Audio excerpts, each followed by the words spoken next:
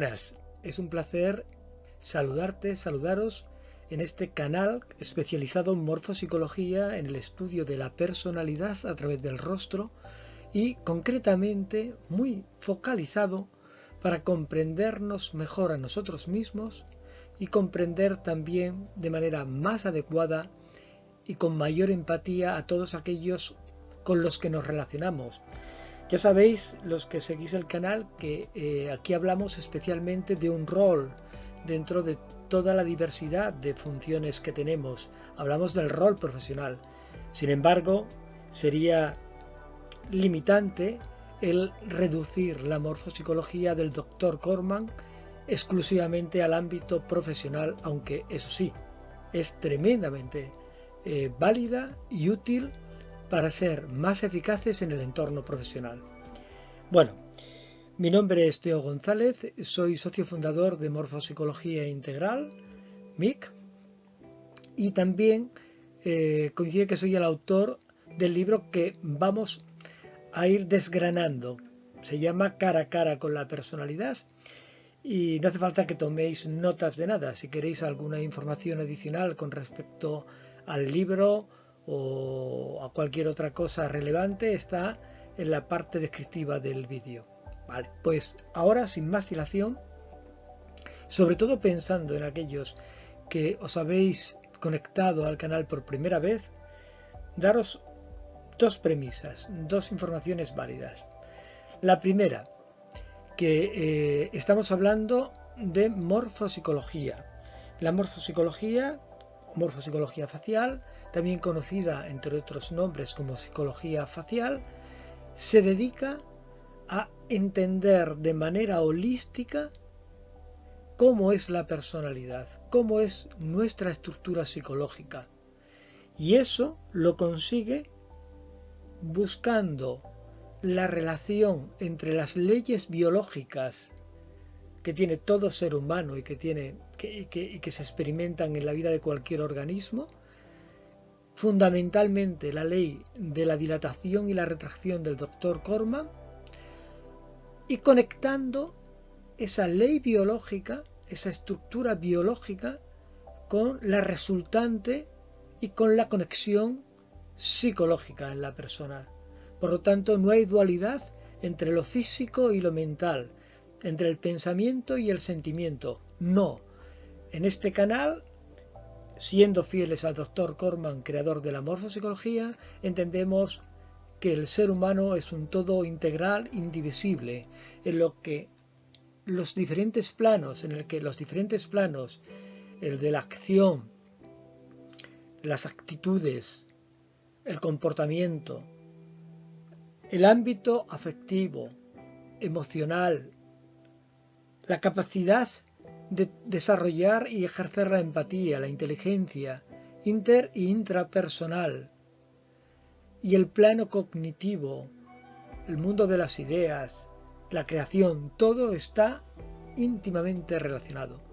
Por lo que, como os decía, este es el primer punto de inflexión a tener en cuenta que os puede ayudar, y el segundo es que el vídeo de hoy forma parte de una trilogía. Exactamente, son tres partes de un todo. Esto es como la zona del rostro. Está la primera parte, el primer vídeo, que es una introducción a la obra de Corman, en el cual verás que la morfopsicología no se improvisa.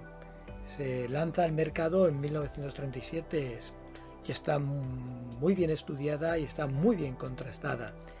Verás también en el vídeo terminología propia de esta disciplina. Por ejemplo, qué es el marco, qué son los receptores, qué son las zonas, qué es el tono energético, tal. Y lo más importante, comparto contigo que el descubridor de la ley biológica de la dilatación y la retracción es el Dr. Sigaud.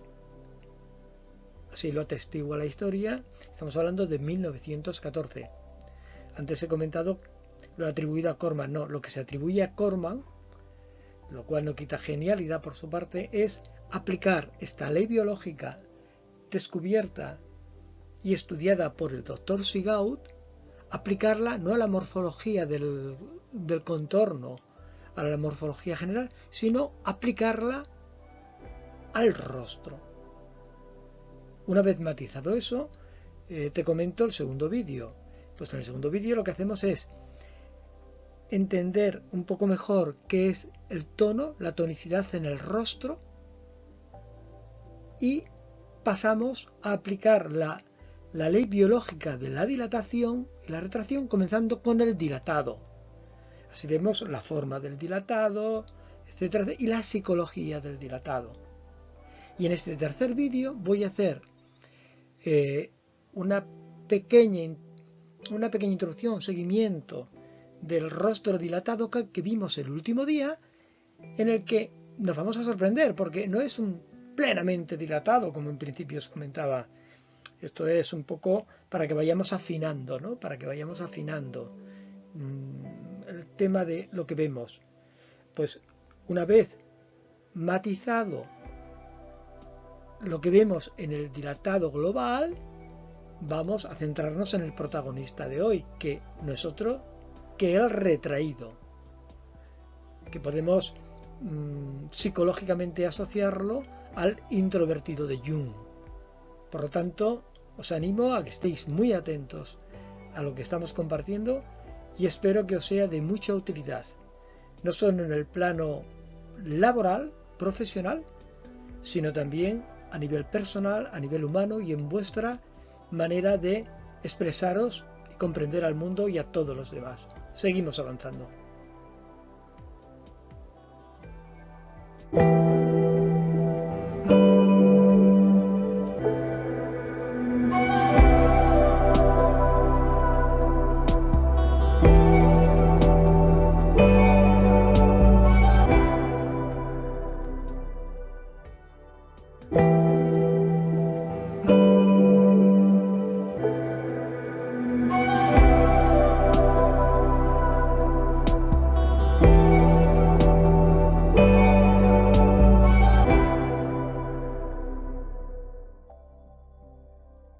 Os vuelvo a poner en pantalla el rostro dilatado que estudiamos el último día. Os decía que tanto en el marco como en los receptores, globalmente, vemos qué es la dilatación. Y eso es cierto. Sin embargo, exageré, porque acabé diciendo de que este sujeto es un dilatado, un plenamente dilatado, como un gran dilatado. Sin embargo, eso no es exacto. Quiero que empecemos a diferenciar la combinación de la dilatación y la retracción en el rostro. Porque, como podéis entender, aunque estemos empezando a aprender morfopsicología, 100% de algo es muy difícil. Digamos que aparte de ser negativo, en el caso de la dilatación, es muy difícil de encontrar. Por lo tanto, es bueno que empecemos a discernir, a diferenciar, a matizar lo que vemos. Y en este rostro hay elementos de retracción. En la parte izquierda vemos un perfil, una silueta de perfil, que visualiza de manera adecuada esa estructura convexa del rostro del dilatado. Sin embargo, aquí no vemos el perfil de este dilatado, pero sí que vamos a ver cómo hay una diferencia en la zona cerebral. Seguimos avanzando. Aquí tenemos a nuestro amigo el dilatado. Vamos a desarrollar o vamos a clarificar por qué no es un gran dilatado, sino que es un rostro con dominancia de dilatación. Si nos fijamos en los sentidos, los ojos, aun estando distanciados entre sí y también con las cejas elevadas en arco, sin embargo no tienen la abertura y el tamaño que tienen el resto de los receptores. Por ejemplo, la boca, la nariz son más abundantes, más grandes, más carnosas. Es un pequeño elemento a tener en cuenta. ¿De acuerdo? O sea, va a filtrar más a nivel cerebral. Además, en un rostro 100% dilatado, toda la zona cerebral, la frente, las sienes, todo haría una forma de arco o de bóveda, como la de las cúpulas de las catedrales, ¿de acuerdo? Por lo tanto, tridimensionalmente, esa frente es circular, que nos recuerda a la receptividad del niño, que todavía no se ha tenido que enfrentar con las fuerzas de la retracción. Sin embargo, en este rostro vemos, a la izquierda vemos el mismo sujeto con las zonas diferenciadas cromáticamente y con alguna connotación más, como por ejemplo el arco y las sienes planas, y a la derecha en monocolor. ¿Qué vemos? Primer elemento, en la parte baja de la zona cerebral, las sienes están, como matizo a la izquierda, están planas. No están curvadas. Eso lo podemos ir viendo un poco más adelante. Segundo punto importante. Está acotado el volumen de la frente. No me quiero detener. Y fijaos que hay una cierta presión que en la figura de la derecha remarco con las flechas rojas. Por lo tanto, en la zona cerebral, este sujeto no es tan dilatado como en el global del rostro. Seguimos avanzando. ¡Ánimo! Os invito a que me acompañéis a hacer un comparativo de estos dos sujetos, de estas dos estructuras morfológicas. ¿Qué tienen en común? La dominancia de la dilatación, es obvio. Sin embargo, nos vamos a centrar en lo que quizás no es tan obvio, que requiera que fijéis de manera más precisa vuestra atención, porque ello, o este hecho, os ayudará a percibir visualmente los matices y las diferencias entre estas dos estructuras morfológicas. Si nos paramos y vemos los dos sujetos, estoy convencido de que tú y todos vemos que hay mayor apertura y mayor dilatación en el rostro número 2. ¿Correcto?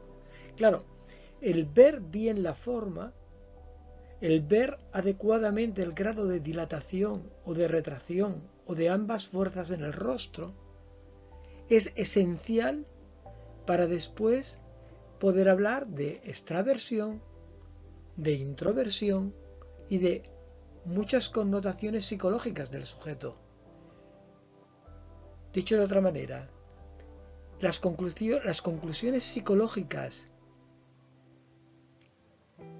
a las que llegaremos están directamente condicionadas, influidas o marcadas por la pericia visual que tengamos. Por lo tanto, os animo a repasar juntos las diferencias en este rostro. Antes de llegar a la zona instintiva hay un elemento complementario que es el cuello. Un cuello pequeño nos tiene que llamar la atención, pero aquí vemos un cuello que, aunque ambos son cortos, no acabamos de verlo, pero nos lo imaginamos, en el gran dilatado la anchura de este cuello es muy importante y claramente superior a la del sujeto número 1. En la zona instintiva los receptores también contrastan un poco, porque si yo os pregunto, ¿dónde hay más carnosidad? ¿En los labios y en la boca del gran dilatado o de el dominante dilatado? Es obvia la respuesta, ¿no? el receptor del gran dilatado en esa zona es más carnoso, está más ofrecido, en el sentido de es más abierto. Abierto y ofrecido. La terminología de ofrecido quiere decir que si lo vemos desde fuera, están hacia afuera, valga la redundancia, ¿no? Sobresalen, están expuestos. En la zona afectiva, aunque el programa no nos permite hacer todo lo que nos gustaría, sobre todo con la zona de los pómulos, pero sí que vemos que la nariz del gran dilatado ocupa más espacio y las fosas nasales son más redondeadas y están más abiertas.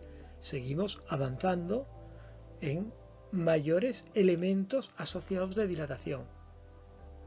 Claro, llegamos a la zona cerebral.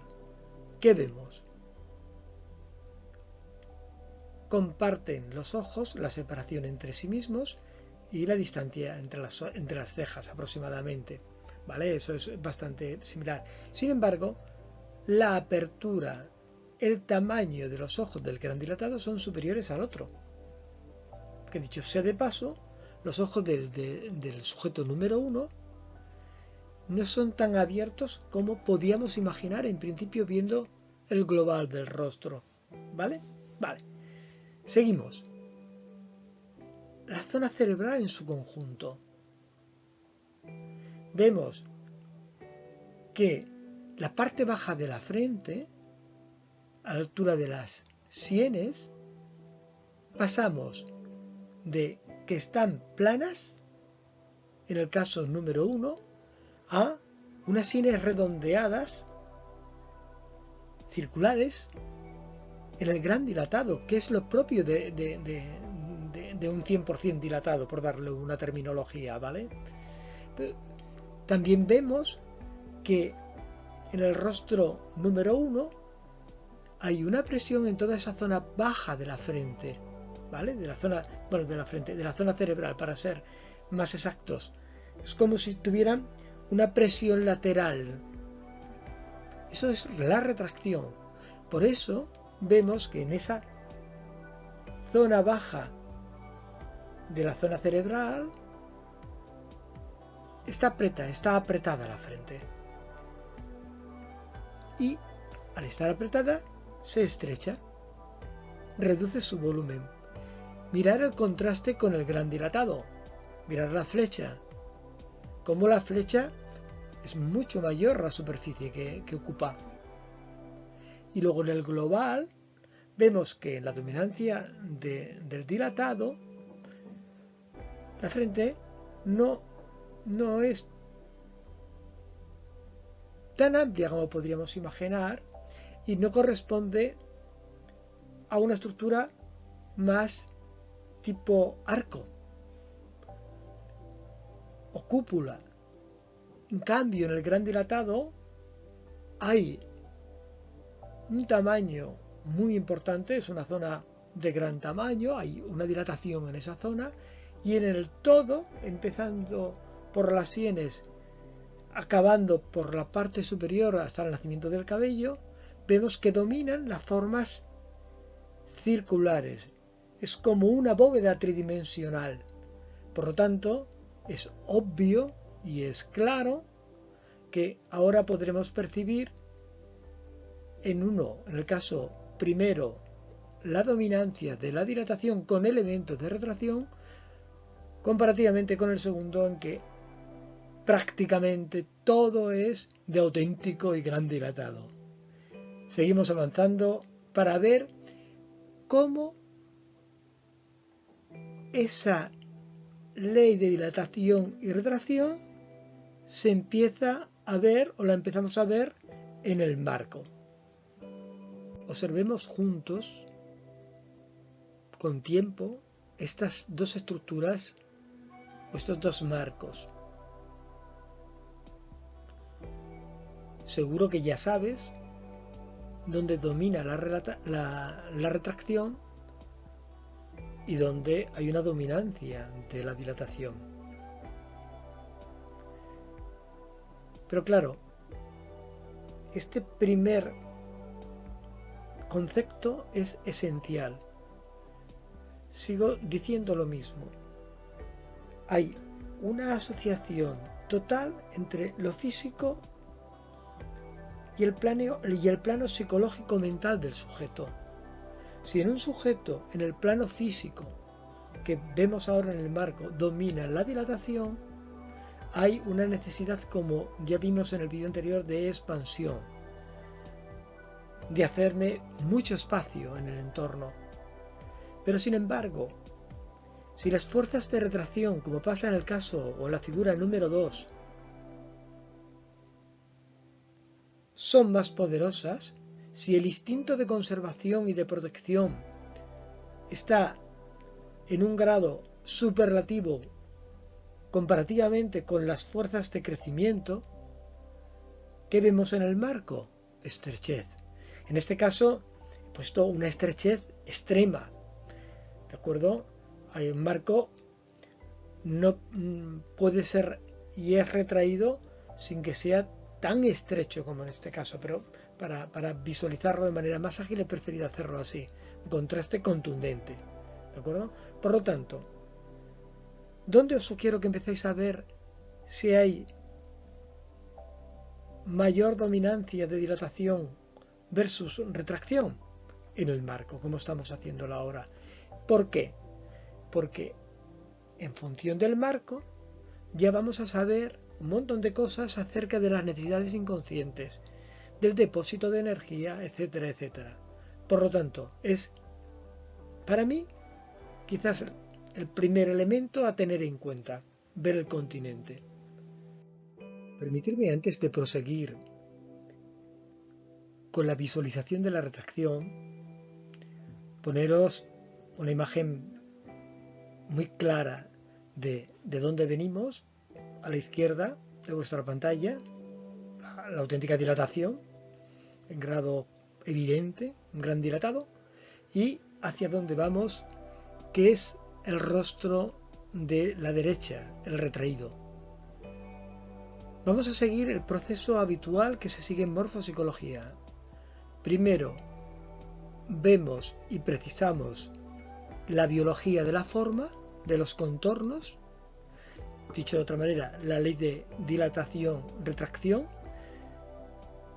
Vamos a omitir muchos más detalles que podrían ser adecuados en un estudio en profundidad, como serían los perfiles, etcétera, etcétera, ¿vale?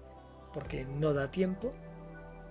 Y, como os decía, vamos a seguir el proceso de primero ver adecuadamente las formas para seguidamente abordar la conexión que hay entre esa estructura morfológica y esa resultante psicológica, cómo es la forma y cómo es la personalidad del sujeto. Seguimos avanzando en el estudio del retraído, protagonista de hoy.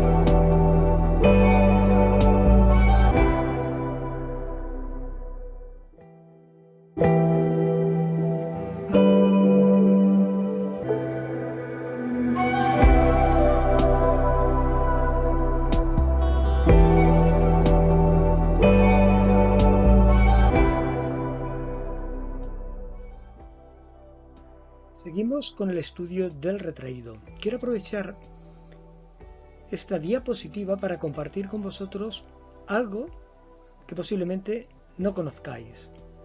En un mismo rostro, las fuerzas de retracción y de dilatación, o de dilatación y retracción, pueden trabajar de manera muy igual, ligeramente diferente o claramente diferente. Si ahora, dentro de las tres imágenes que tenéis delante de vuestra pantalla, os focalizáis en la central, esta corresponde al rostro inicial, al que hemos venido viendo. En este rostro inicial hay una línea pautada en rojo, longitudinal, que comienza desde la barbilla hasta el cabello. Esto hace que haya una división del rostro en la verticalidad. A este hecho le llamamos en morfopsicología la división de hemicaras. Eso provoca dos mitades del rostro, dos hemicaras. La hemicara izquierda, que aparece en vuestra pantalla a la derecha, y la hemicara derecha, que aparece a vuestra izquierda. ¿Qué hemos hecho? Hemos unido dos hemicaras iguales. Por ejemplo, en la derecha, la que aparece a vuestra derecha, son dos hemicaras del lado izquierdo del sujeto. Y al revés, a la inversa, el sujeto que aparece, o la imagen que aparece a vuestra izquierda, que es la unión de dos hemicaras derechas. Bueno, todo este lío aparente, ¿a qué nos lleva? ¿Qué nos aporta? Pues en primer lugar, lo que os digo. Cuando nos paramos a observar detenidamente un rostro, podemos ver que esa dilatación o esa retracción está muy equilibrada, se desarrolla en armonía, o es diferente o claramente de contraste. Es normal que las hemicaras no sean idénticas. De hecho, como concepto general, eso aporta un cierto valor añadido, por lo menos potencial, a la estructura del sujeto. Pero claro, lo excesivo es negativo, como ya sabemos. Si esas diferencias en las hemicaras son muy relevantes, entonces tienen una connotación en la estructura del sujeto, en principio, desequilibrante. En el principio son excesivas y por lo tanto negativas. En este caso de ahora, realmente lo que vemos es que las hemicaras derechas han hecho un rostro más frágil porque es más retraído, y las hemicaras izquierdas le dan más anchura a la globalidad del rostro sin dejar de ser retraído. Y un segundo detalle pequeño complementario es que la nariz está un pelín más dibujada en las aletas, pero es aún más seca que la que vemos en la hemicara derecha. No quiero terminar este apunte sobre las hemicaras sin al menos sacar varias conclusiones prácticas. En primer lugar, en nuestro retraído, esta asimetría podemos catalogarla de normal, entre comillas. Quiere decir, es normal que un diestro, su hemicara derecha, sea un poquito más estrecha que no su hemicara izquierda. ¿De acuerdo? No es preocupante. ¿Por qué? Porque los rasgos faciales en altura están equilibrados. No hay un ojo a un nivel y otro claramente más bajo o más arriba, etc. Por lo tanto, esta es la primera conclusión práctica de nuestro retraído. En segundo lugar, si estos tres rostros correspondiesen a tres gemelos idénticos o monocigóticos, podríamos ver de que hay diferencias entre ellos y que clarísimamente el rostro más retraído de los tres, por lo tanto más frágil, más hipersensible y con menos necesidades inconscientes, es el formado por las dos hemicaras derechas. Comenzamos sin más dilación a detenernos en la psicología, en la personalidad de este rostro retraído. En primer lugar, fundamental, la hipersensibilidad. Ya sabemos lo que significa el prefijo hiper, es muy sensible. Todo lo contrario al dilatado. Recordemos que el dilatado es hiposensible, su sensibilidad está lejos de afectarle, ¿no? Aquí tenemos que tener en cuenta de que cualquier cosa que digamos, hagamos a una estructura retraída, le puede afectar y le puede dar, junto con su subjetividad, un valor que en el caso de un dilatado le pasaría inadvertido o le daría igual. Por lo tanto, hipersensibilidad significa atención, alerta. Si tienes que interactuar con un retraído, procura ser muy delicado, ser preciso, no ser para nada bruto, para nada tosco. Esta hipersensibilidad nos habla también de que es un ser, un sujeto que se puede desestabilizar. Por ejemplo, a un niño retraído, llamarle la atención públicamente en una clase le puede marcar de manera importante en su vida.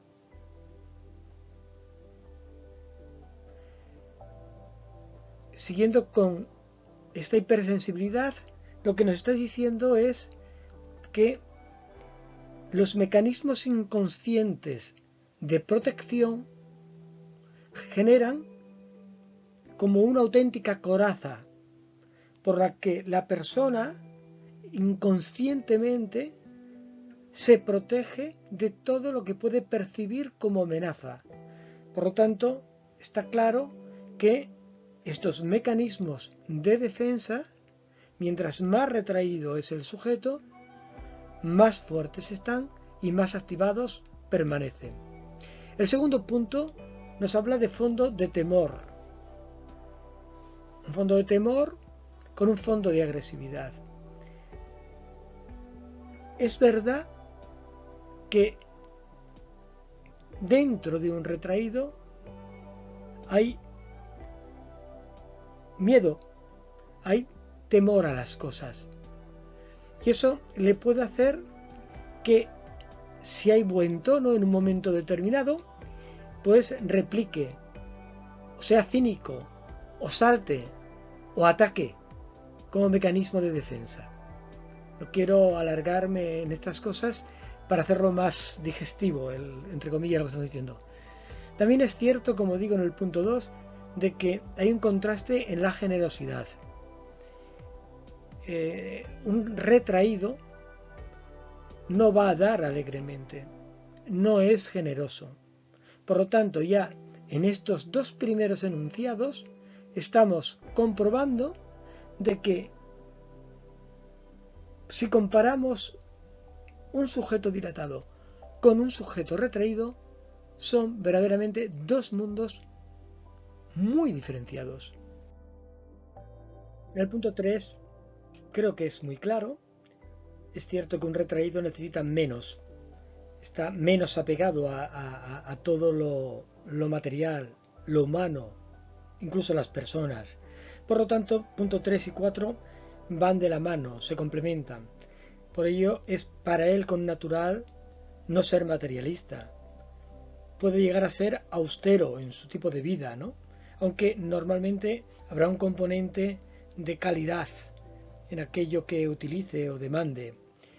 Y dentro de su estructura, de su personalidad, es un ser que junto a su subjetividad tiene su vida interior, tiene su mundo interior. Ahí está un activo que lo hace claramente también distinto al dilatado. Por eso es un ser meditativo y que le gusta la reflexión. Luego habrá que matizar hasta qué extremo lleva o vive esta vida interior. Estos dos puntos que hablan de los instintos y el dominio de sí se complementan. ¿Por qué? Porque es evidente que el retraído tiene menos necesidades, ya lo hemos dicho, y por lo tanto también sus instintos tienen menos necesidad de demanda. La diferencia está en ver que hay una doble posibilidad, por decirlo de una manera que se entienda. Si, además de ser más reducidos los instintos que en un dilatado están reprimidos, no se dejan manifestar, no se le permite manifestar, o por el contrario, hay un auténtico dominio de sí. Para que esto fuese real, tendríamos que hacer un estudio del propio sujeto y ver cómo es el perfil. En función de cómo sea el perfil, veremos si domina la represión o domina el autocontrol con un buen dominio. Seguimos. En el punto 7 hablamos de que el retraído es singular, es subjetivo, pero a la vez es desconfiado. O dicho de otra manera, es muy difícil ganarse la confianza de un retraído. Es el día a día, es el avanzar pasito a pasito y teniendo la precaución de, entre comillas, no meter la pata para deshacer lo andado hasta ese momento. Por lo tanto, enunciado claro, difícil de tratar, mucha paciencia, cada uno es como es, pero lo cierto es que cuando un retraído permite que alguien entre dentro de su foro interno, de su corazón, es realmente de una sensibilidad y de una calidad exquisita. Y en el punto número 8 me quiero centrar en que sí, el tema de que es rencoroso es normal, es una estructura con esta introspectiva, con esta manera de almacenar las vivencias, con esta subjetividad, predispone a, pues eso, a guardar las cosas, ¿no? Perdono pero no olvido. Pero además, algo muy importante. Hemos dicho que había un fondo de temor, de inseguridad, matizo ahora en el retraído. Lógicamente, no se puede dar aquello que uno no tiene. Por lo tanto, el retraído no proyecta de manera fácil y con natural la seguridad a los que le rodean. Y si lo hace es porque tiene un nivel de competencias y de habilidades que permiten que el sujeto traslade esta gran confianza por valía y por competencias y conocimiento. Es previsible, llegados a este punto, hablar de que esta estructura no es grupal, es individualista. El primero piensa en sí, en protegerse a sí mismo, etcétera, etcétera, ¿no? Y, lógicamente, nos enfrentamos o tenemos enfrente a una persona introvertida, según el criterio que nos diría Jung, ¿no? Alguien que filtra y limita muchísimo la comunicación y el intercambio con el mundo, con el resto, con el ambiente. Esto es evidente. Esto no quiere decir que, aun siendo introvertido, si el retraído está en un medio electivo, en un medio que le resulta familiar y se encuentre cómodo, puede actuar y puede comunicarse en ese contexto, en ese ámbito, como un auténtico extravertido. Pero no me puedo detener por tiempo. Lógicamente, en la morfopsicología, las formas planas, retraídas, con escasa carnosidad, corresponden a rasgos masculinos, igual que decíamos que la carnosidad y la dilatación tienen componentes o rasgos que conllevan el elemento femenino. En el punto 10, para ser breve, pues el ejemplo de Don Quijote y Sancho Panza, el que estaba en su mundo subjetivo, teórico, en su nebulosa mental y tal, con sus criterios, era Don Quijote. Pues creo que es suficientemente claro para visualizar de qué estamos hablando. Conceptualmente, es un tipo que le puede llegar a dar incluso excesivas vueltas a las cosas, y eso, remarcar lo que pone el enunciado. Los criterios son propios, subjetivos y propios. Es previsible que en el punto 11 nos encontremos que le gusta la soledad. Es lógico. Y que no le agrada el trabajo en equipo, porque es individualista. Además, no es un ser espontáneo, improvisador, que es algo, son cualidades connaturales en el dilatado. Por lo tanto, no hay que alargarse en este punto. Prefiere estar solo trabajando habitualmente que adaptarse a un grupo de trabajo. En el punto 12 es evidente que es una persona con poquísimos amigos. Y digo poquísimos matizando el término. Ya lo hemos explicado y no me quiero alargar. También es cierto que a la persona, como he dicho antes, que le abre su corazón, le hace un regalo extraordinario por esa riqueza interior que vive, por esa sensibilidad, por esa finura en los matices. Y también era previsible que no sea una persona que le gusten los abrazos ni las fusiones de contacto físico. Es todo lo contrario. Le gusta y pide guardar las distancias y minimiza el contacto o lo delimita a muy pocas personas y en un contexto muy íntimo o personal. Estos dos puntos, 13 y 14, nos hablan de dos áreas de mejora, dos áreas perfectibles de esta estructura. Necesita apertura, necesita no cerrarse tanto. Por tanto, ese es el primer enunciado. Y el segundo es que está muy bien ser uno mismo y tener criterios propios, pero también es muy conveniente a la vez ser flexible. Por lo tanto, estas dos son dos áreas, como comento, muy convenientes para el crecimiento profesional y humano de esta estructura, que también van a repercutir en la propia organización y en los grupos en los que esté trabajando. Dicho de una manera, ganamos todos. La mayor apertura crea un feedback enriquecedor para todos, y pasar de una disposición rígida, susceptible y a la defensiva a más templada, más moderada, y en la que la persona se adapta al entorno, lo que demuestra es auténtica inteligencia práctica y, como digo, en beneficio de todos. Estamos finalizando en el recorrido de estas singularidades, de esta estructura psicológica, de estos rasgos psicológicos y de la personalidad del retraído. En el punto 15 y en el punto 16 se nos habla de diferentes cuestiones.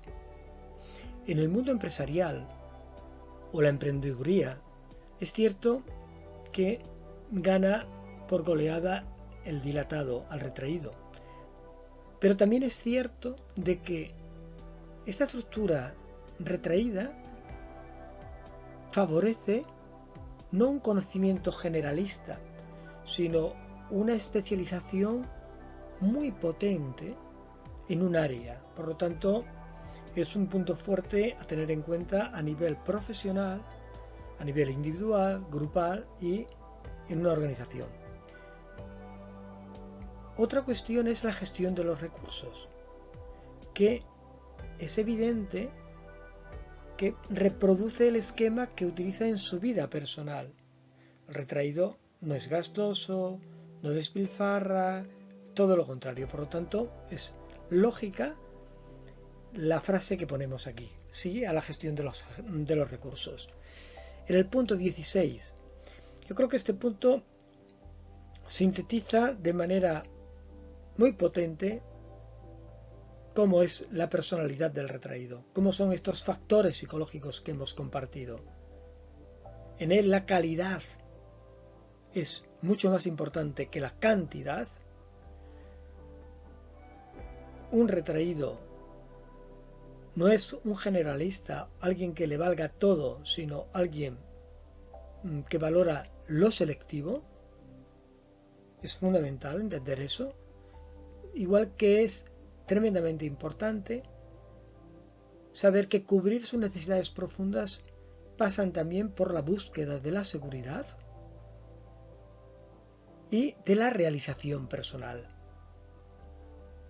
No me quiero alargar, os animo a que lleguéis al final de este vídeo, este tutorial, y que si realmente estáis interesados en conoceros mejor y comprender de forma más empática a los demás, y si os apetece, pues siempre podéis suscribiros a uno de mis cursos o adquirir el libro tal como os indico en la descripción del vídeo.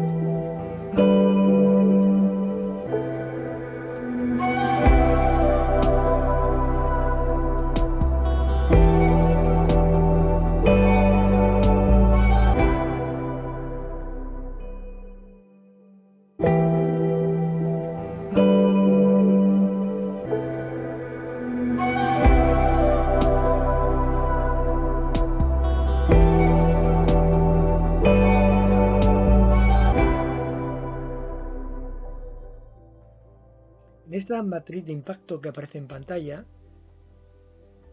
vemos resumidos 4 biotipologías que morfológicamente son reconocibles y claramente diferenciadas y que a nivel psicológico y de personalidad también son evidentemente muy distintas. Hemos repasado juntos en estos 3 tutoriales. Hemos repasado juntos los principios básicos de la morfopsicología del Dr. Corman. Siguiendo sus pasos, hemos empleado la ley biológica de la dilatación y la retracción.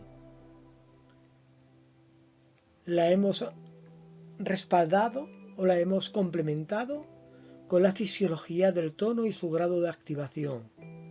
Todo ello no agota el tremendo potencial de la morfopsicología de Corman, simplemente nos da unas pistas del potencial que tiene esta herramienta para conocer el constructo, para conocer la personalidad, para poder precisar quiénes somos, cuáles son nuestras potencialidades, cuál es nuestra estructura, tanto en el plano instintivo activo, afectivo, emocional, relacional, conceptual, de funciones ejecutivas, cognitivas.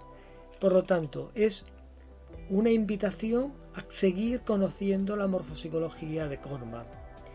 No tengo nada en contra de las biotipologías que nos han precedido, pero ciertamente la morfopsicología de Corman es mucho más que crear biotipos. Es cierto que en estos 4 biotipos, de cada uno de ellos, o de varios de ellos, o de algunos de ellos, nos podremos ver identificados en una parte de nuestra estructura. Pero eso está muy lejos de todo el valor diferencial y el rigor y la precisión que nos aporta esta disciplina que creó el Dr. Corman.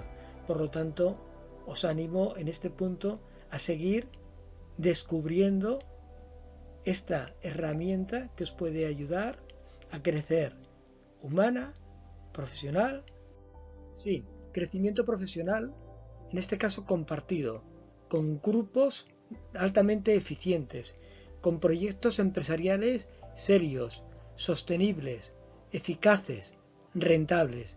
Por todo ello, la herramienta de la morfopsicología aplicada a las organizaciones es una necesidad vital que no podemos perder.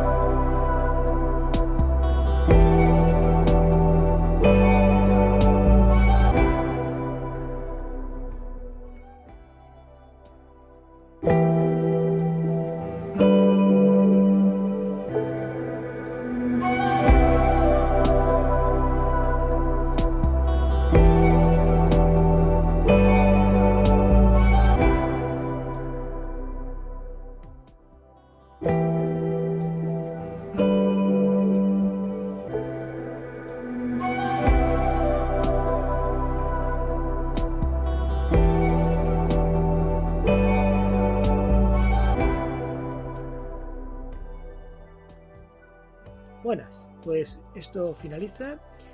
Quedamos emplazados para el próximo tutorial, para el próximo vídeo. Espero que no tardemos mucho tiempo en estar en contacto. Si te ha gustado esta trilogía de la morfopsicología del Dr. Corman, no dudes en poner OK, no dudes en poder compartir el enlace con aquellas personas de tu entorno que estén interesadas por el conocimiento humano y por lo que mejora las organizaciones. Y lo último, si te gusta el canal, no lo dudes, suscríbete, es gratuito. Hasta luego.